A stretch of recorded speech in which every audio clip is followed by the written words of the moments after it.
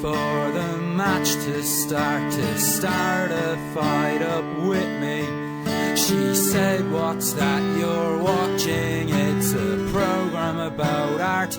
She said, "A program about art." I said, "A program about art."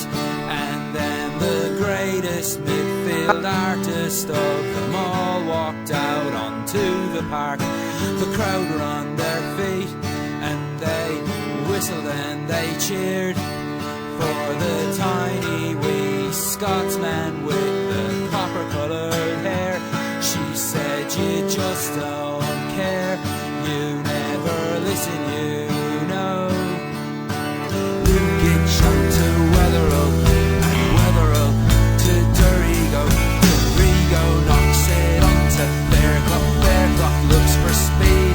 Now she's ranting like a lunatic. I'm switching off that telly. Look at me while I'm talking to you. Too Strachan now puts Kelly through. There's one man pulling all the strings and 22 go damn well who. The air begins to thicken inside the box.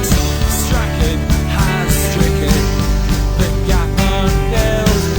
He makes the kill. 1-0.